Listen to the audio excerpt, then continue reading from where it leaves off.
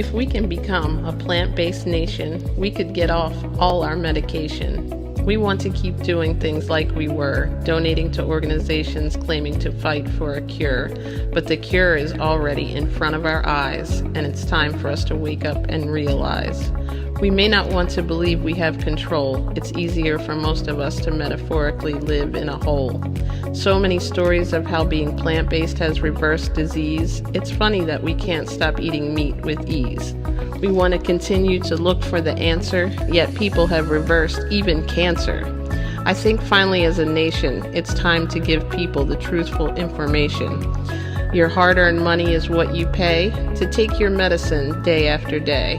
Sadly, there's a lot of money being made in people staying sick. This has to finally make something click. We have to have this revelation that a cure means not selling medication. There's so many myths and misconceptions, but it's eye-opening once you make the connections. That meat and dairy are causing insulin resistance. It's not sugar and carbs causing diabetes, for instance. Scientifically, our bodies are not set up like carnivores. We model those who eat plants. If you can heal, why not give it a chance? You follow your car's owner's manual for what gas it takes, yet for our bodies without care, we feed it steaks. That's like giving an unleaded car diesel to drink. Our bodies will reject it, don't you think? I'm not here to tell you what to do, but to be a voice, that when it comes to your health, you have the choice. With just a few adjustments to your diet, I can help if you just want to try it. I've found testimonials that people have reversed every ailment and disease by simply eliminating meat, eggs, milk, and cheese. There's a tasty substitute for all the things you already eat. You can get all your nutrients without eating meat. Save the animals, the environment, and yourself just by making a few different selections off the grocery store shelf. It's never too late. I've seen it work at all age ranges. It's my passion, and I can't wait to hear about your positive health changes. It's time for the world to wake up and heal, and you can start with your very next meal.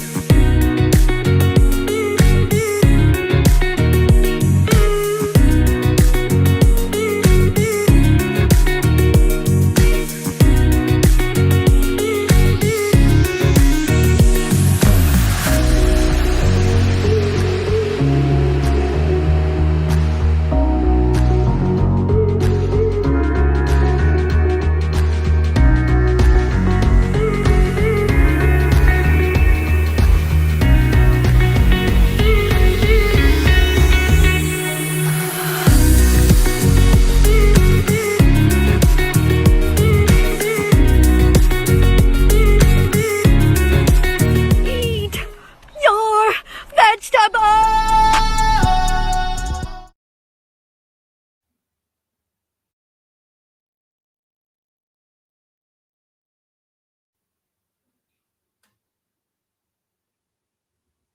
Hello. Hey, hello, welcome everyone. Welcome, Buddha 1000. Thank you for that excellent little ad to hit the like button and subscribe. And thank you, Mariquita. Yay, you're here. I'm glad you could join us this evening. Dawn, Hey, ladies. do you see Bobby? Can you let him in? I don't. Okay, let me see if I can reach out to him. Yeah, he was here.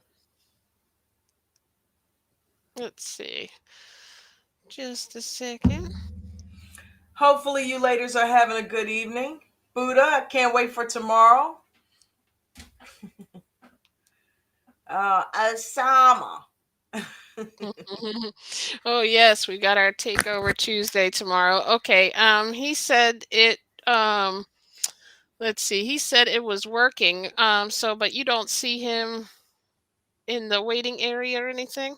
Or you did see No. him? but it must have dropped. So, I didn't see I saw his window and I saw a black mhm. screen All like what right. we had with Angel and Light that time. So I don't know. But now I don't see him at all.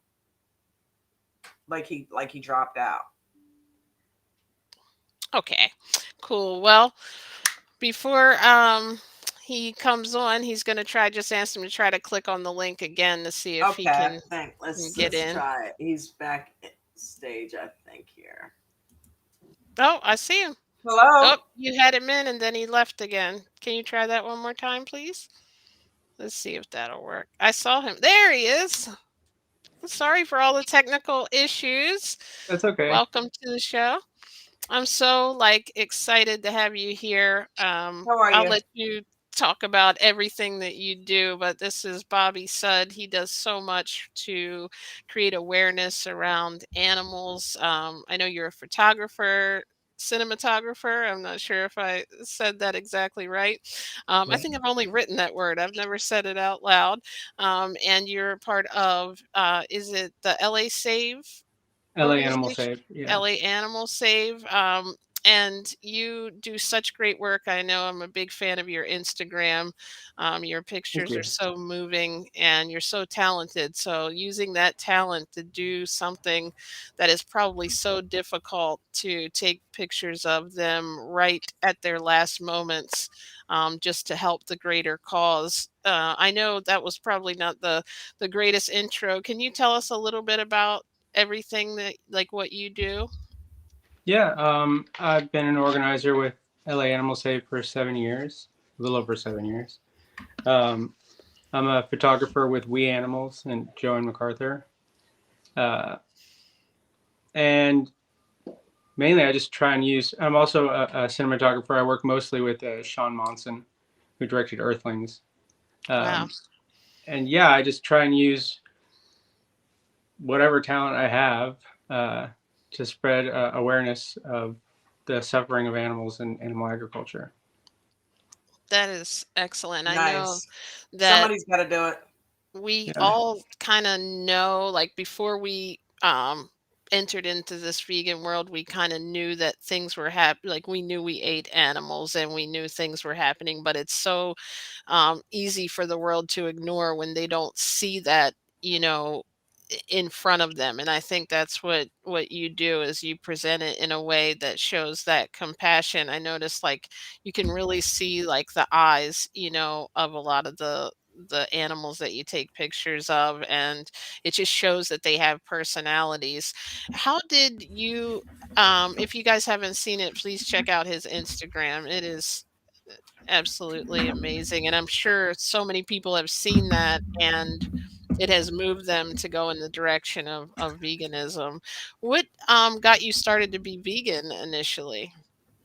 Well, I initially went plant based a little over 8 years ago because I weighed 300 pounds and I was type 2 diabetic with high cholesterol, hypertension, you know, liver disease, heart disease. Wow. Wow, you had Um, all that? yeah. I mean, Wow. I had, everything that you would expect someone who is 300 pounds and living on a fast food standard American diet, you know. Exactly. So it started out, and that's the same with me. I started out, raw vegan, and eventually went to whole food plant based. And about 6 months in, I started learning about the injustice that happens for animals, or actually, I would say not learning about it, but making the connection, as to what happens. And I was reading one of your bios, that is it when you took this direction when you went to one of the vigils. Can you explain how they work and how? Yeah. Yeah. I mean, I knew that animals were suffering but I wasn't going to I was going to make my plant-based or vegan journey about like getting people excited about food. That was my plan. Um, and health and fitness. Then a friend of mine, his name is Jean Pierre. He's a plant-based lifestyle and nutritionist and fitness coach. Trains people like Joaquin Phoenix. He's been doing it for over 30 years. We were speaking at SoCal Veg Fest, And he asked me, he said, my friends Amy Jean Davis and Sean Monson are doing this pig vigil tonight. Do you want to go? And I asked him, I was like, what's a pig vigil?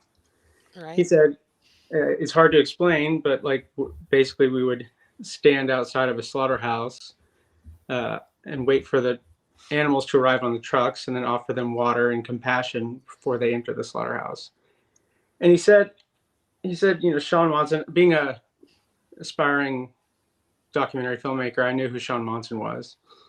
And he said Sean will be there and Walking Phoenix and Moby. And so I went for all the wrong reasons. I went because I wanted to meet those people. I Right. didn't know what to expect other than I Right. was going to meet those people. And I remember standing on the sidewalk and that first truck coming around the corner because it was just a normal day until then. Uh, and it brought with it the weight of its reality. And I remember standing in front of or next to the truck with with 206-month-old pigs that were moments away from dying. Wow. And having the truth presented to me front and center, undeniable. You can still hear the PTSD in your voice. Oh, yeah, I've been dealing with that. But I remember this, Yeah. and I've talked about this before. One of the most profound moments for me, at least as a vegan, was when, after spending 2 minutes looking into the eyes of these children, uh, when that truck pulled into the gates of the slaughterhouse, and I realized that I don't know what happens after we die. I don't know if there's a heaven or a reincarnation or some sort of afterlife, or I don't know. But what I do know is that I get to be here on this planet as the individual that I am now once. I get Hmm. one chance to create as much kindness and compassion, connection, and love in my life as I can before my one chance is over. And for those 200 individual pigs, that was their one chance. And it was taken away from them. Yeah. And that moment changed everything for me. Wow, that is quite a Pretty story, and compelling. like it was actually bringing tears to my eyes the way that you Yeah. described it because you know you just are thinking of what it must have been like to see that, to be there. Like we all know that things happen. It's just bringing it to light like that. And until I, read and listened to a couple of your interviews, I didn't know what a vigil was either, a pig vigil, So it's like at that point, is that when it changed for you from your, I guess focus? Obviously, it's a bonus to have the health um Yeah, that was the changes. moment that everything changed. I went, I had told Sean that I was a filmmaker and a photographer, and he had asked me if I would film the next vigil, which I did, and Were you vegan at that I point was, yeah. already? Okay. And I handed him the footage, and then he asked me if I wanted to help him shoot his next movie, uh, which was I'm an editor too, by the way. I mean, this was a real trial by fire because the first animal rights footage I ever shot was that vigil. And then the first day filming with Sean, we were inside a beef slaughterhouse filming cows on the kill floor. Oh, Mm. wow. That had to be quite the experience, and I commend you for doing that, for continuing to go in there to this experience and to bring that to light, It's like, because how do you film something like documentaries that? That's just crazy. have changed so many people, and I feel like a lot of people go vegan for health reasons, or go, plant-based. But the people, when it becomes part of your core, when it becomes something where you're not cheating on your diet, we all might have the occasional, even if we're whole food plant-based, we might have a vegan burger if we're out. That's our form of, cheating. But when it becomes something that has to do with animals, where it resonated with me, that is what gets people to never, That's not something I ever want to, participate in. I know for Dawn, it was the same way when she watched the Gary Yourofsky, um, speech. So it's like at that point in time when you have something that resonates with someone, you literally change their whole entire thinking, because we'll all sometimes do things that are not great for our health, but we aren't going to change something that's ethically doesn't seem right, or go Yeah. flip flop on it. So, But it's and that, important to remember that nobody ever decided to be a vegan because of one thing. yeah, Like if someone watched Earthlings, Earthlings didn't get them to go vegan. If they say hmm, Earthlings made me vegan, then you've just disregarded your entire life experience. Every that's every true. Disney movie you watched as a kid, every pet you had, every positive interaction you had with plants, animals, nature, that was all part of it until Earthlings, which was the last part. That's a great way to look at it. And I was reading that mentioned, I love the way you use compassion as part of what you do because it could have taken you down that road of being angry, of Yeah. just it's difficult when you're dealing with something like you are. How do you kind of manage that? Well, I mean, every vegan for the first year is angry, right? And we're still angry. Like I'm still angry. But you learn to when your anger is triggered to pause and give yourself time to dig out a little wisdom. That just comes with learning how to not take things personally. But I found that most people are motivated in terms of activism or creating change or wanting things to change by either love or hate. And I could make this. I mean, I have every reason in the world. It would be a completely reasonable response if I made this about how much I hate animal agriculture, how much I hate that people are hurting animals, killing animals, how much I hate that we're destroying the planet and that people are destroying their health. Uh, but if I did that, every action I take would just be a reminder of how much hate I have. And that's Hmm. exhausting. So You don't instead, want to perpetuate that yeah. that vibe. And so instead, I can make it about love, how much I love animals, how much I love helping them, saving them, how much I love that I can help restore the planet and help people find their health and happiness again through connection and purpose. Therefore, if I take that approach, every action I take is a reminder of how much love I have. It's a reaffirmation of how much love I have. And where hate is exhausting, love is inspiring. And I just don't think that we're ever going to hate enough to create a kinder world. That math doesn't add up to me. And Yeah. so, Yeah. I just It's if I'm on a inertia. All you're slaughterhouse doing is just floor, creating more hate. yeah, if I'm on the slaughterhouse floor and I'm filming an animal having their throat cut, it's difficult, but I remind myself this is how much love I have. I love animals this much that I can be here and do that. Like the people that are actually performing the slaughtering, what do they say when you're filming them? Like, Well, it's do different they say situations anything to every you time. or So, like the first time we had gotten permission from the owner to film because he said it was a small beef slaughterhouse, and according to him, he was doing it the way that everyone should be doing it. Like the kindest way and the best way and the most humane way. And and he knew who you guys were, he right? did. And we had some celebrities help us. Like some celebrities came and we went out to dinner with this guy, and he, we were given permission to go in there. And Wow. but I remember right before we went in, Sean looked at me. He goes, "Hey, listen, you need to have a poker face, right? Like no emotion at all." And the whole time he was like snapping at me, like poker face, poker face, poker face. He's like, "The second you Wow. start showing emotion, all the employees are going to feel uncomfortable, and then we're going to have to leave." Wow. That's so interesting that you have to not only stand there but You have to hide your suppress. emotions too at that point. And that's not healthy. It's no, no, it's not. Um, That's not healthy at all. yeah, it's I know because I've struggled with mental health issues with PTSD being a cancer survivor. yeah, And it's not, Jen and I talk about this all the time.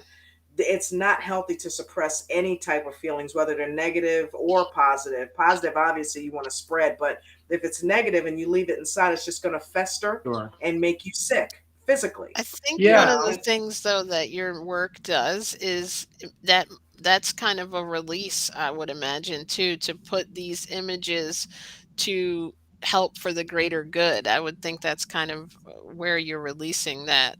yeah. I mean, like working with Sean and working with we animals and those things, it's both a dream and a nightmare at the same time. Hmm. Uh, yeah, I can it's imagine. difficult emotionally and psychologically, but this is the kind of impact that I want to be able to have. You know, Yeah. that because I'm because I work with Sean and Moby and Joan MacArthur with We Animals, those people have a large platform, and so my work gets a lot of awareness because of That's it. excellent. And it's so like you said, some of the images get right into people's heart so that's that compassion part that you're kind of tapping into as opposed to um condemning people and Yeah, saying anything negative about it because we all were there. Like exactly. I was a meat eater until 42, so I never made the connection. So we Yeah, are and for those those first people. 42 years, you weren't a monster. You weren't an evil Exactly. person, right? And Right. like right and wrong, good and bad, evil and just. Like Yeah. it would be We were very, very ignorant. easy if the world were that binary. It would Yeah. Yeah. be very, very simple for us to say you're vegan, so you're good. You're not, so you're bad, right? But it's not. It's much more complex than that, and human beings are much more complex than that. Hmm. Uh, A lot of it is ignorance. They don't know any better. A lot of exactly. people really It's don't know it's the first what's form of happening. discrimination we're taught, and we're taught it not as discrimination. We're born unconditionally loving every form of life on this planet until someone told us differently, and we believed it. And in this country, that's cows, chickens, pigs, goats. Uh, and it wasn't out of some evil plot. Is what our parents had done to them, and their parents did to them, and their parents. It's so that for as long as you can remember, every authority figure was telling you, uh, you're a human being, and as a human being, you have to eat meat and dairy because if you don't, you won't get enough protein, you won't be strong, you won't grow, you could get sick, you could die. And say some person is 35 years old, so that's 35,000 meals they've had in their lifetime at least. So just from those meals, it's 35,000 examples of conditioning. And then some skinny tattooed vegan starts shaming them on the street and expects them to change their entire lifestyle and dietary habits. Yeah. It's an unreasonable assumption. And there's this idea that shaming someone is holding them accountable, but it's not holding anyone to account. Hmm. You hold no position of authority to a stranger.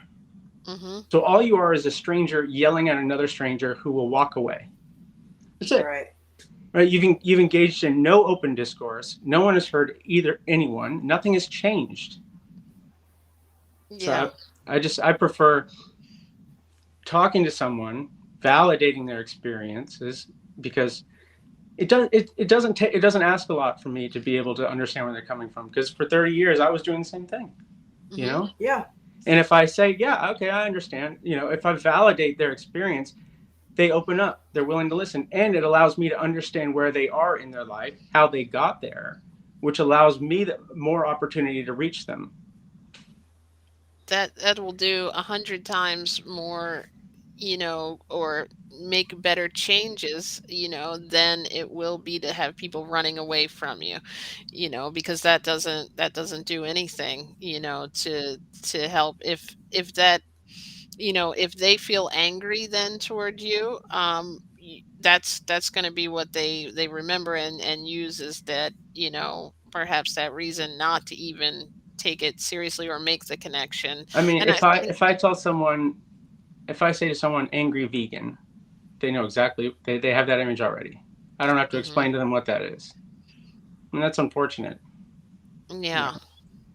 Jen, it reminds me of you the way he has empathy because you do the same thing in your profession where working through customer service, you always tell me that it's easier for you to try to, and this is part of what's so beautiful about you guys as human beings is you think about where the other person's coming from before you like judge them as if you had the right to anyway, Yeah. you Right. know, and you put yourself in their shoes and think, well, you know, I was there, or if it were me, how would I feel? And you think about them, and then you approach them that way. You don't just go in talking at them, you talk to them, you know. Yeah, That's people people think that, like, well, not all people, but there are some vegans, I'm guessing, who believe that becoming vegan was this massive evolution in ourselves, right? Hmm. And when people ask, you know, if they have questions about what it's like to be vegan or what you have to do to be a vegan, and I tell them, before I was vegan, I was a seventh generation Texan. I grew up on barbecue and burgers, and I loved football and boxing. And now that I'm vegan, I'm a seventh generation Texan. I like barbecue and burgers, football and boxing. It's just vegan now. There's just no animals involved. Nothing else Right. has yeah, changed. The changes are rather superficial. What I consider food, what I consider clothing, some of the language I use, what I consider entertainment. That's it. Everything Def- about me was already there. yeah. yeah. That makes a lot of sense because essentially I think that's what people think that they have to completely change everything, and it's not really changing, like you said, it's just eliminating some things that you considered food, before, and making a different connection. Maybe it's like you said, for health reasons, maybe it's for, that you've kind of evolved and have heard it a bunch of times, but no, in no way being angry is going to help someone understand, Yeah. And I or think that open just them up. requires some of us to be just having the willingness to be honest with who we are and who we were. Mhm. You know, because I'll see posts on Instagram of, you know, someone will post a picture of someone eating a burger and they'll say, I just can't understand how they can do that. Of course you can. You did Right. that most of your Yeah, life. did you do it? Mhm. You Yeah. know, of course you can Yeah. understand. Stop saying that. Like, you know, talk about like that. That's an elitist message. Yeah. You know, that's now saying I'm not just a human being. I'm a vegan human being, and we're a higher form of evolution than you are, which is nonsense. Listen, if Yeah. vegan made you a good person, that'd be wonderful. But I can tell you, I know a few vegans that are not good people. Right. You know, Right. And we like to, and most of us are, I just don't think that, I think it's more of a connector of where you are in life and what you it's programming for your entire life, like you said. So that's yeah, a great point. Obviously, if I had seen that post while I was still, before my journey, I would have saw that and got immediately angry because they were now telling me that they couldn't understand what I was doing or why I was doing it, calling me a bad person, and so that type of post wouldn't. When you have no idea what bad is at that point. yeah, exactly. Like, what did I Yeah, do? it's like. That's just like when the quit smoking thing. And I said I smoked for 6 years. So I get it. I don't smoke now, but I did it for 6 years. And in that block of time, I was a smoker. So Yeah, I get why people smoke. and Do I have there's to a do it? difference between who we are as a person and our behavior. We are not our behavior, No. right? Right. So I can Absolutely. condemn someone's behavior without condemning them as a person, right? Like, what if we were all remembered for our worst behavior? I wouldn't be a very good person because I've done Yeah. things when I was a teenager that were pretty stupid and pretty mean. You know, we all have. You know, when I look back Good at it and people have bad I look habits. back at it and think, why did I do that? And like I hardly recognize that, you know, but I did, you Hmm. know, and but that doesn't define me, right? And eating meat doesn't define anybody. Yeah. It's. That's what I told you. Some good people have some bad habits. Yeah, It doesn't change who they are as a person. Being a good person, you can have bad habits and vice versa. yeah, You know? exactly. And I think what happens is a lot of people, like you said, it's a collective effort of seeing different things. So they may have heard something or had a friend who was vegan, but really didn't understand, like I didn't before. I didn't even, know whether it was a diet, whether what it was, I didn't even know what vegetarian and vegan had to do with each other. But then coming across maybe one of your, photos on, and I think, didn't I read that you had some were featured actually on billboards in. Yeah, they have. Yeah, A photo I took of Walking Phoenix, bearing witness to the pigs on a truck. That one Oh, was one wow. of the billboards. Yeah. We were just talking to Joaquin's uncle Oh, really? a couple weeks back. Yeah. Who was that? Angel? I mean, Light. Hmm. Jen, remember Light and Son? Yeah. I've met his Um, mother and I've met his sisters. Uh, they're very. It's a very cool family. You know. Yes, definitely. The thing, what he did in his speech was, I mean, obviously s- we're biased, but that was the best speech I've ever heard at an yeah, academy award. You know.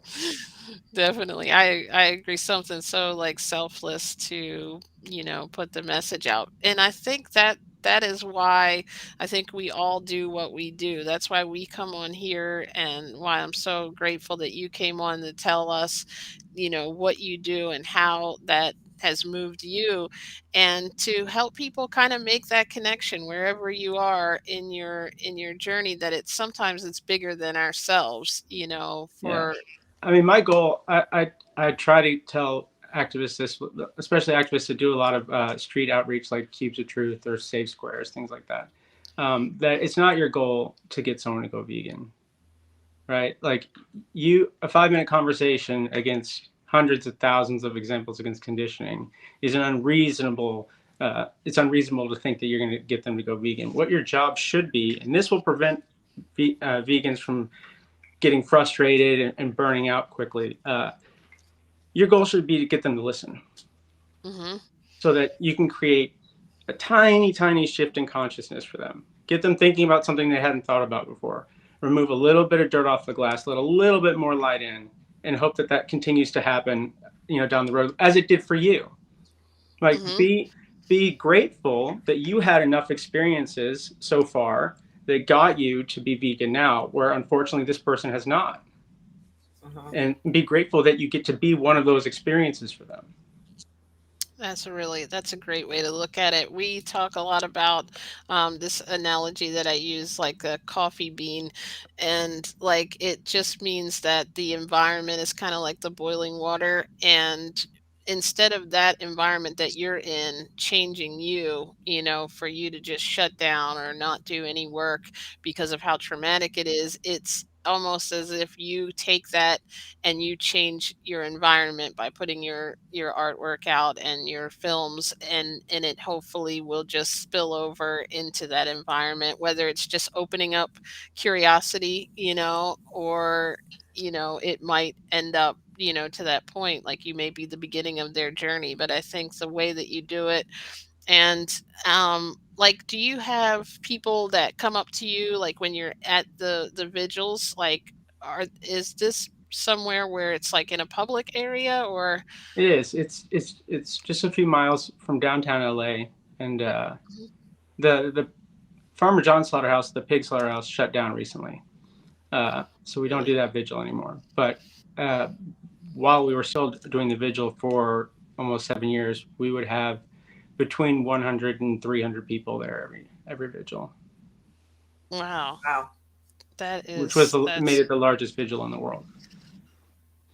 that is something else. And And I it's know a like, lot of people would show up because Walking Phoenix was there at least once every month. Moby was going to be there, Rooney Mara was going to be there, and some people thought that was that they didn't like that, and whatever gets you there, mhm, because I mean, if your goal is to go and talk to Walking Phoenix and you come here, you're still going to see the pigs, you're still going to have the same experience. You're still going to see the reality of things, and this is what makes a vigil so powerful, is because if you just watch documentaries or Instagram videos or things, of something, right? But if you go and experience something firsthand, it, and all deniability goes away. Because if I'm watching a screen, all I have to do is turn it off, right? mhm, And then I'm separated by a great amount of distance in time because whatever I'm watching already happened. And I can then just say, well, that was the exception, or oh, they're really tugging on my heartstrings with that Philip Glass music, or but if you're there and you're honest, how can you deny it? There it is, right in Mhm. front of you. And I think that more than just getting someone to be a vegan, it gets vegans to be activists. And I think that's important. That makes a lot of sense. And the part about that too is you're not just experiencing what you see, you're experiencing the sounds and the smells, you know what I mean, of these, they're right there like in proximity to you, this experience that they're dealing with. So I can imagine you start to feel their fear and their pain when they're The really interesting thing about it is, people talk about some, people that aren't vegan will say, well, animals aren't individuals. They don't have a soul, or they're not intelligent, or whatever. If you go to a vigil, their individuality is on display in the worst way, because you'll see all of them suffering the same experience and handling it differently. Some of them are scared, some of them are sleeping, some of them are comforting others, all of them individually having their own reaction to the same experience. That is really interesting because I think we want to, before we're vegan or when we think about it, it's like you want to put it as a blanket statement, like, this is what happens, or you hear that, oh, they're doing this in a humane way, or Yeah. and And you don't think about that your dog or your cat, you might have had two or three dogs, or known neighbors dogs. Every dog that you've ever met, and every cat for sure, I know, every animal has a different little kind of quirk or personality, and it absolutely. can't be different, once now that, I've made this connection, it can't be different with cows or pigs or And birds. and I get why it's like, I understand why, if you're not vegan, that you don't want to look, right? Yeah, you Because don't if want to you see that believe, cow. most people, this is 99% of people who are not vegan are doing it for this one reason. They believe that they have to eat animals, right? And so Mhm. if you believe that you have to, why would you want to know how it's done? Why would you want to know how they get on your plate? I wouldn't, because there's no other thing that more human beings will agree on than we should be kind to animals. I bet there's no other topic that a larger percentage of the human race would agree on than, yeah, we should be kind to animals. But so we care about animals inherently. No, we would not have a single vegan on this planet if we didn't care about animals before we were vegan. Why would you care if you didn't care about animals? Why would you care about being vegan?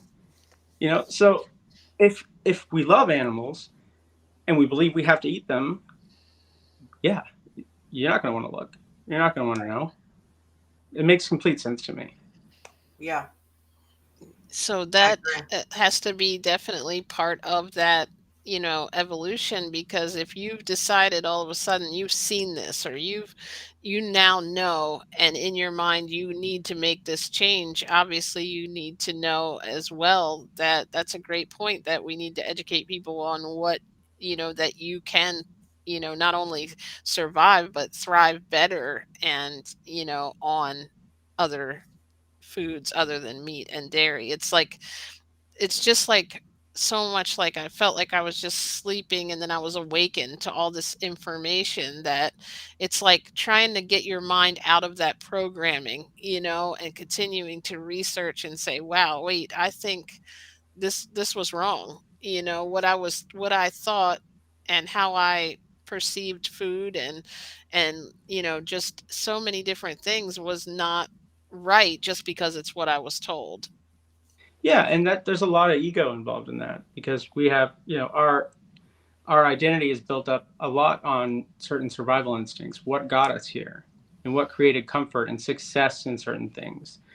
Right. Success being, how much comfort do I have? Like, our main survival instincts are food, safety, and sex, right? And so, especially, I mean, I can only speak from a man's perspective. I don't know what this is like for women, obviously, because I'm not a woman. Uh, but Really? like, there is that toxic masculinity thing around meat, so not just about like, oh, this is the meat that made me strong, this is the food that made me strong. That's what we believe, because if someone goes to the gym and they eat meat, they believe that those two are connected, and therefore that's how that works. Also, my what image am I putting out to attract a partner? And so there's a lot of this ego involved in that, and you're not going to knock it down in one conversation. Definitely. And I think you did a documentary or filmed it. I was reading that interviewed like vegans who were athletes and just people who had kind of changed their life in one way or another as after becoming vegan. And I would think that, like you were saying, whatever reels people, people in or puts that in the light for them. Like there are a lot of athletes I know that are now, becoming vegan. And if you're thinking, oh, I'm a man, I have to eat. I hear a lot of people on my groups, women like, oh, I'm vegan, but my husband will never be. He's a meat and potatoes guy. So seeing these athletes that step up and say, hey, I don't need to eat meat and I look like this, or I think that projection, like you said, has to change too, that it's okay to not eat meat and you can, even perform better as a man Yeah. with So that diet. James Wilkes from Game Changers is a friend of mine, and I was talking to him, and he was saying that they had this analyst group do a study on the vegan movement and the effects of Game Changers. And what they did was they did a study on impact from 2004, and Game Changers didn't come out until 2018, 2004 to now. And in 2004 to now, Game Changers has had a greater impact than any other form of activism, because Wow. it was a safe it was a movie that wasn't going to make you feel bad about things, because it was about fitness and health. You had exciting, interesting people in the movie. You had NFL football players, NBA basketball players. You had Arnold Schwarzenegger. It was produced by Lewis Hamilton and Chris Paul, and so this is all exciting. And it was simply saying how if you're an athlete, you can be a little bit better. And we did it, and we're at the highest level. We are world-class athletes. There is no class above us. So I think that, especially for reaching men, and especially for reaching that gym rat community, that, Hmm. yeah, I don't think that there's been, well, according to this study, there hasn't been a more effective approach. I just bought that on YouTube. I haven't watched it yet. I can't wait to watch that. It's very good. I've Yeah. been hearing all about it. When you talk about the very first thing we watched was called the Raw documentary, and Woody Harrelson was on there. And I will be honest that was I was like, oh, he's from Cheers. Wow, he gets a lot of energy. He doesn't eat meat. It did have somewhere in there in my, like you said, in my journey in my programming, that what he said held some weight with me because I knew him. I mean, it's just human nature that there are people that I don't know that I looked up to him, quote unquote, but I found it interesting that he was vegan, and it did make me want to try the raw vegan, and it was like that little catalyst to try that for a couple of days, and here I am 4 years later. So it does, like you said, whatever can bring people to understand it and open up about it, Yeah, whether it's but and I also think that it's okay, and it can be better to not have a zero-sum approach to everything. Uh, hmm you know, when I don't even know if Clubhouse is still a thing, but when it was a thing, uh, I would be in Clubhouse rooms and we're talking to someone who isn't vegan, and they would say, "Well, I could give up dairy. I could give up dairy 2 days a week." I'll say, "No, you need to give it up completely, and here's why." Blah blah blah. Instead of saying, "Yes, please do that. right. Give it up 2 days a week." This idea that, and this goes back to the shaming thing. There's a reason we don't ridicule someone who is overweight or out of shape or weak at the gym, because we don't shame people for trying. hmm And whatever level of effort they're putting out, I'm gonna cheer it on. I'm gonna yeah. support it. I'm gonna give them praise for it. It's because I had the same experience. Like when I started losing weight, I was a multi-sport athlete in high school, and then my weight after I got out of college got out of control. Uh, and I remember I had lost 40 pounds after I started the SOS free diet. Um, and I was like, okay, I'm gonna go to the gym now, because I was embarrassed to go to the gym before. And hmm when I was going, I was still embarrassed, and I was remembering what the experience was like when I was younger and an athlete and in shape, and I was worried about what it was going to be like, what I was going to look like, uh, what people were going to think of me, Hmm. and all of the alphas in the gym, especially all the alpha males and alpha females, all the really, really big cut people that have been working on their, been there every day for years, right? They were the most supportive. Every time they saw me hit a milestone, they would celebrate it. And it created Yeah. this atmosphere where I felt safe to be in, where I felt like empowered to be in. And it was, that's what kept me going in the gym. People who were supportive of the progress I was making, not ridiculing me because I wasn't doing enough. Yeah. And I think that, some people that I've seen posts, like you said, on Facebook, where somebody will post it, I'm doing this, or I'm trying this on Meatless Monday. I mean, and they'll write, you should be meatless every day. And I'm like, yeah, but the thing is, if you can have someone test out this lifestyle or this diet for one It's day a week, something. and they realize, hey, this is pretty good, my family Yeah, enjoyed what I made, that puts them, because a lot of food, like you said, is emotional, because we did of grow course it up is. with it for so many years. So Yeah. There's a great book called The Pleasure Trap, written by Doug Lisle, who's an evolutionary psychologist. He's also a plant-based doctor, and it's very. There's also a 15-minute TED talk that he does about it, but it's a great way of understanding the effect that food has on our reward systems and how they affect our thinking and our habits. I've heard of that. yeah, Really and was good. it somebody, I think, Marakita, were you just telling me that today? Was it that movie you were talking about, or maybe it was someone on a live I was looking at? It just came up again, so I definitely got to check that out. The Pleasure Trap, right? Yeah, The Yeah, Pleasure I've heard Trap. of it.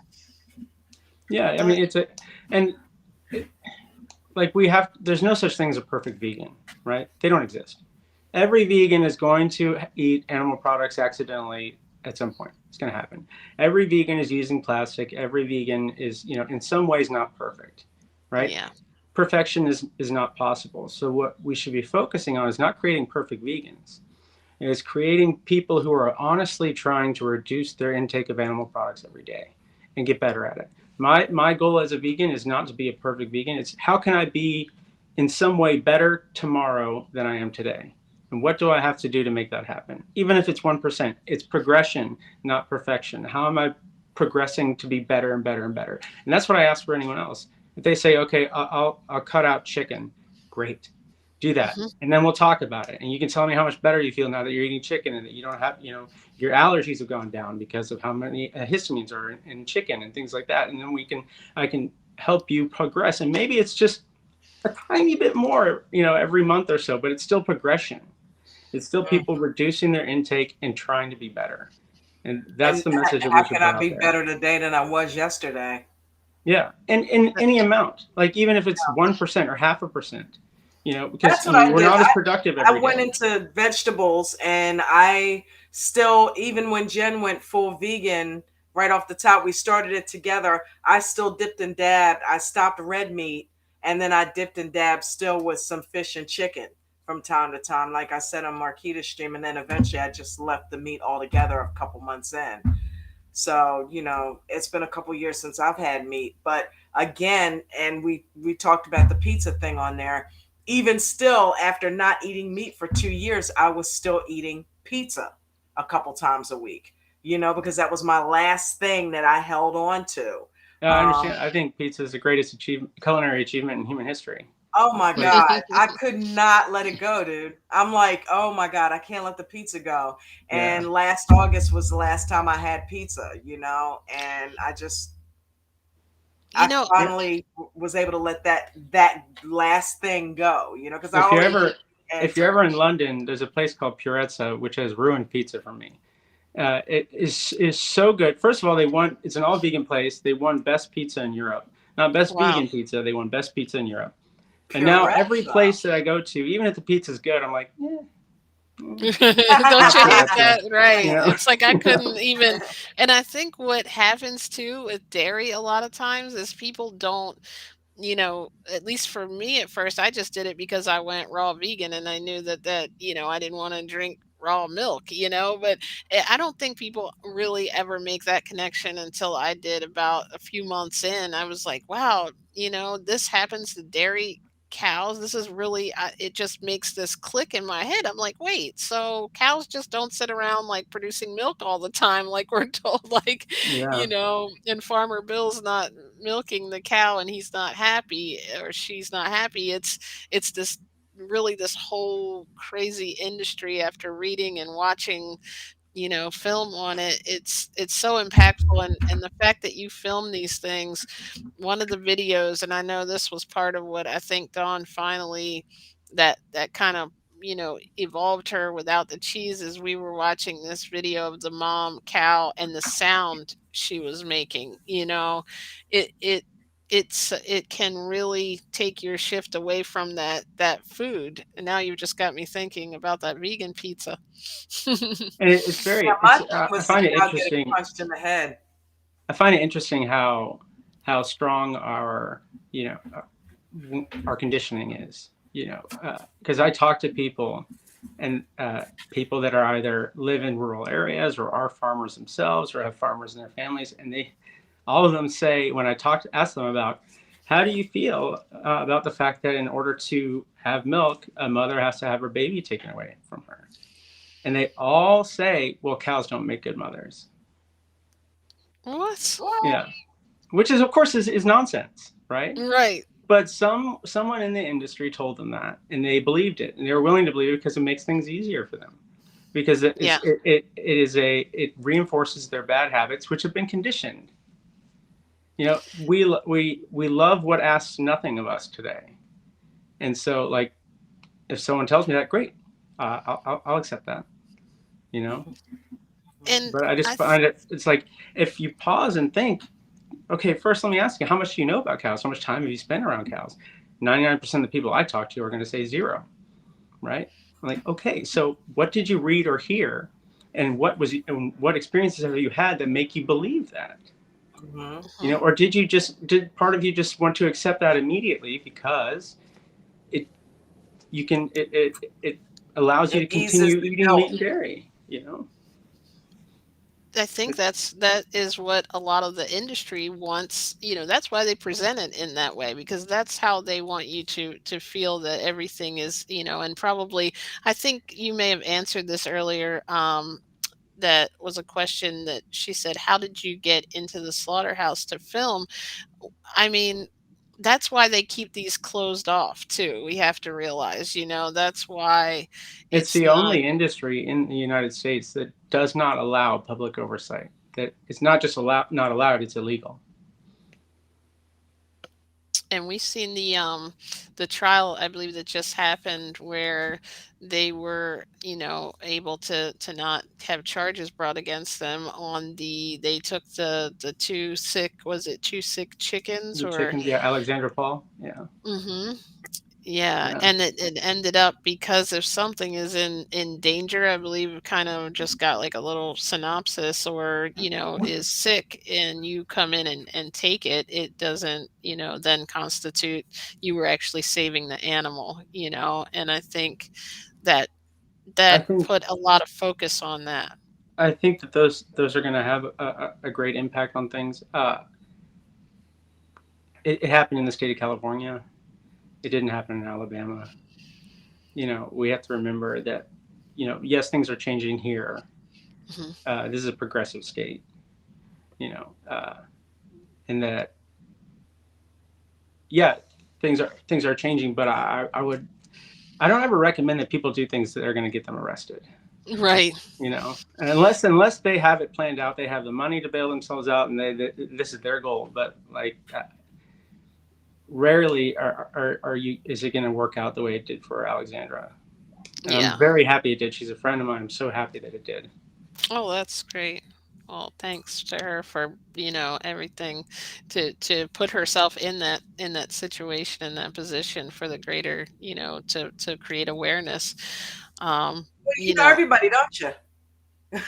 Oh, I mean, we're all here in LA. Coming to a lot mm, doing what you do, so yeah, it's Yeah. understandable. it's good that that there's a group of people there that and that are progressing that change, and I really think this is going to be a part of history that people will look at as this, all everything everyone's doing is a turning point. But I do feel like there will be a time, I may not be here to see it, but I feel like there's going to be a time when this is looked at, how when doctors were promoting smoking, that we're going to Absolutely. realize. And but there has to be some alternative, I always say too, some other way that these places can make money, because the reason they get so defensive, the dairy industry is huge, and the smaller, farms and things, they don't know another way, and that's their livelihood. So like there has Yeah. to be. They have to adjust There and was learn a another there was a family in Arkansas. They were farming chickens, and the husband had ulcerative colitis. Uh, and his doctor put him on all this medication, and he was taking it, and it was controlling the effects of it, the symptoms.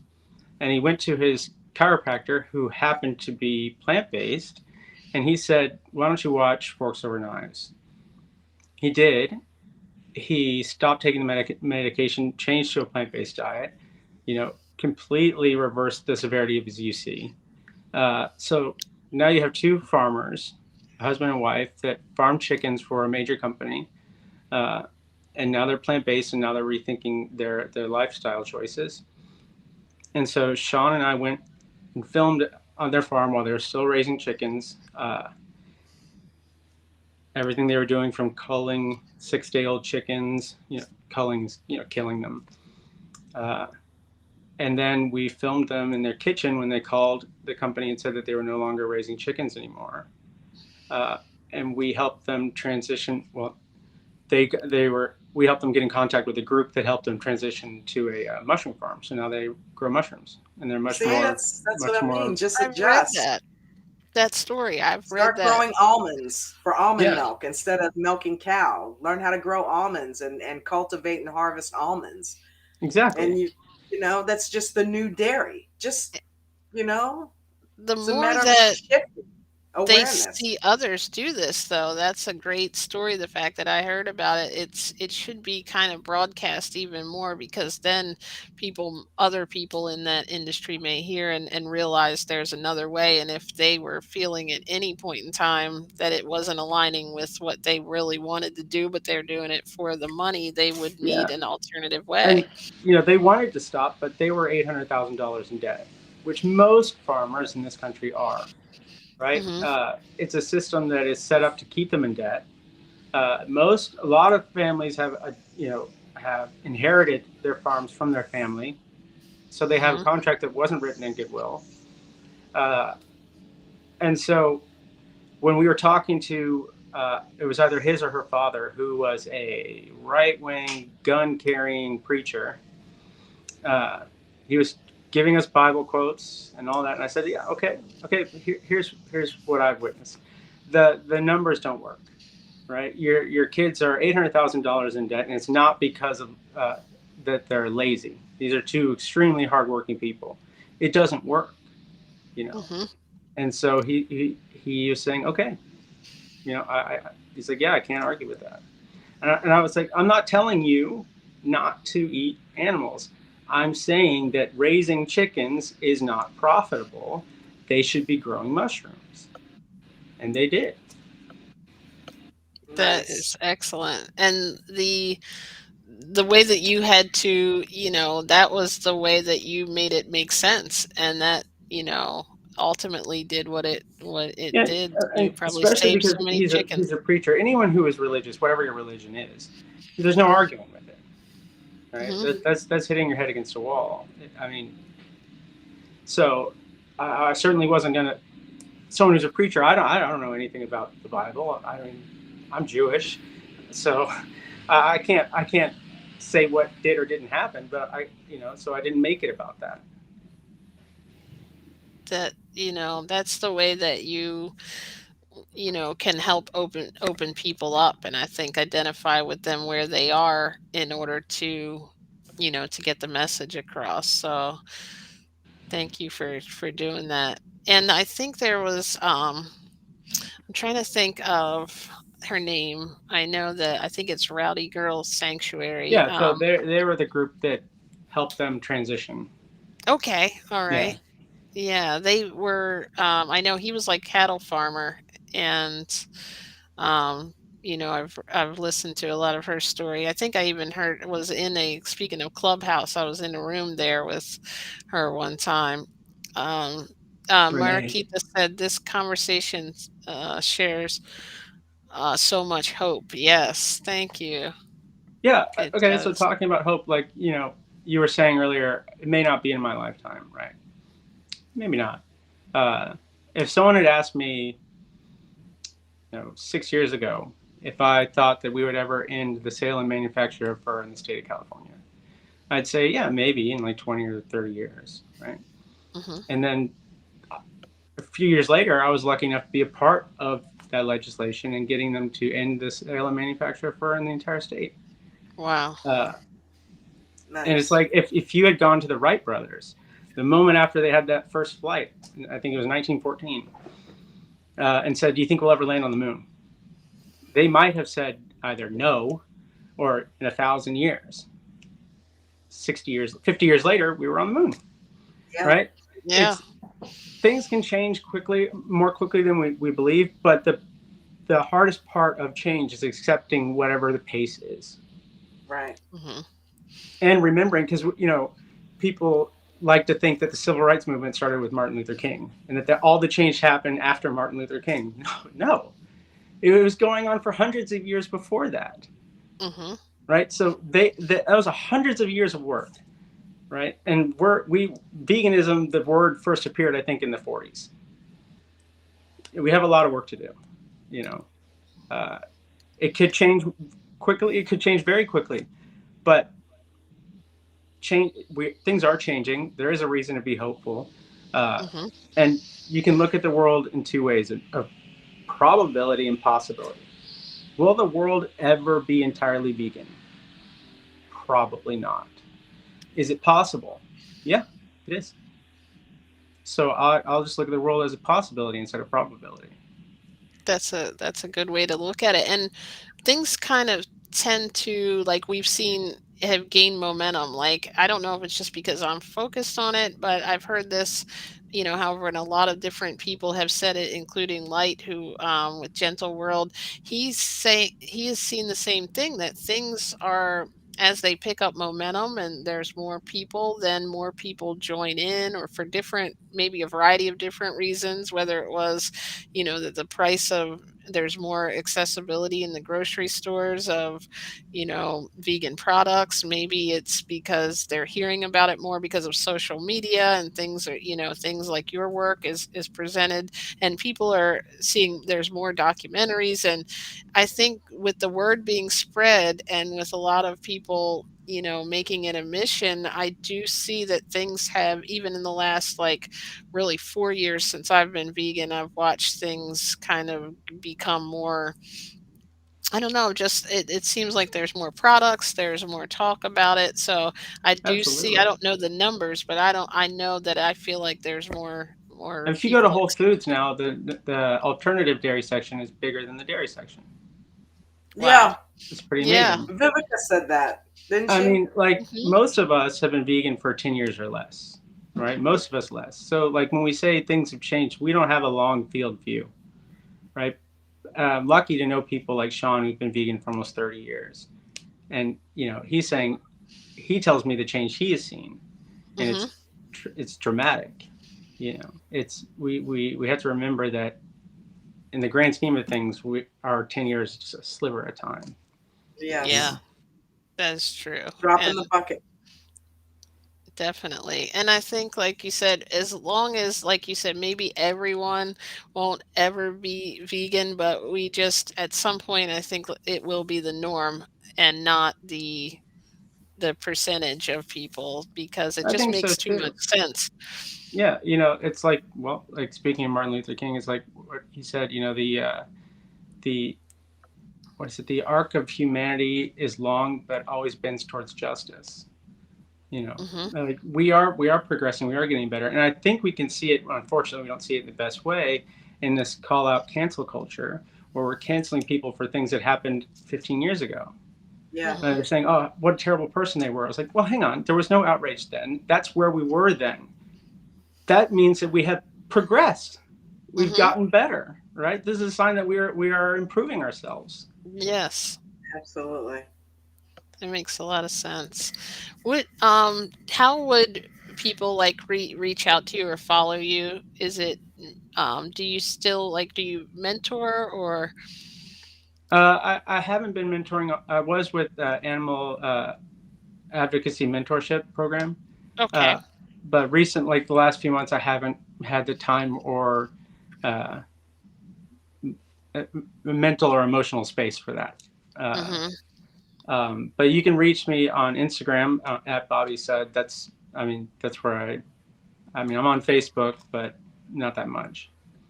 So Yeah, I think I've seen a lot of your work on Instagram, and I encourage everyone to go check that out because even though you may know what you know have compassion, those photos and things in your work, it really does bring to light, and it's great to share it with other people thank too. you. And Yeah, I think each of us has our own special talents that we can use to spread this message and to create this awareness and this movement. And I think, I really am thankful for you coming on here with us thank you and for having telling, me. your story and your journey. Is there any other message or anything else you'd want to present to people? I mean, be understanding of people. Understanding doesn't mean is not the same thing as agreeing. I can understand why someone does something without agreeing that they why they did it, right? And if for no other reason, be kind because it's humanly possible. Yes, and I love that the kind of just the calmness and compassion I hear in your voice for not only for animals but for humans as well, to understand their journey and where they are, and to help you know get them to a place of at least opening up and understanding the message that we're all trying to present. Yeah, and encouraging people and celebrating them is going to be more successful than shaming and ridiculing them. Absolutely, I agree. I definitely agree. Thank you so much for being here, Dawn. Do you have any other questions or No, anything like I'm that? good. I really enjoyed this conversation. It was extremely informative, and I'm so proud of the work that you're doing. Keep it up, Thank dude. you so much. Just yeah, Yeah, keep representing. I have Thank you. learned so much, and it's definitely like I said, I didn't even know that there were. I've heard of people on like on the street that would be animal activists, but the vigils I think are such a personal thing that I'm glad that you're there and filming. And I hope that you continue to like you said, take care of yourself and just know that the work you're doing is so important, and we're very grateful to have you here. Thank you so much. I appreciate it. Thank you for making the world a better place. Thank you. Have a great evening. All Everyone, right. thank you for joining. We'll see you soon. Thank you for joining. Bye, Mary everybody. People Thank you, said Bobby Marquita. is one of the Marquita. most compassionate people I've ever met. Yes, definitely. He Thank you. Thank certainly you, is. Buddha 1000, for joining us as Buddha, well. We thank appreciate you. you. Thank you for always being here to support the channel, and thank you for letting everyone know to hit that like button and subscribe, because that's going to help get our message out to more people. I will show up every week until we can reach the world. So thank you. That's right. Thank you. Thanks, And as Bobby. usual, we will end with your vegan masterpiece. I Have a good don't know night, about that. everybody. Thank you.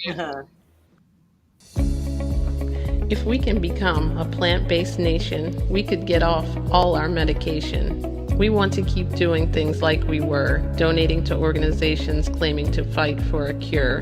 But the cure is already in front of our eyes, and it's time for us to wake up and realize. We may not want to believe we have control. It's easier for most of us to metaphorically live in a hole. So many stories of how being plant-based has reversed disease. It's funny that we can't stop eating meat with ease. We want to continue to look for the answer, yet people have reversed even cancer. I think finally as a nation, it's time to give people the truthful information. Your hard-earned money is what you pay to take your medicine day after day.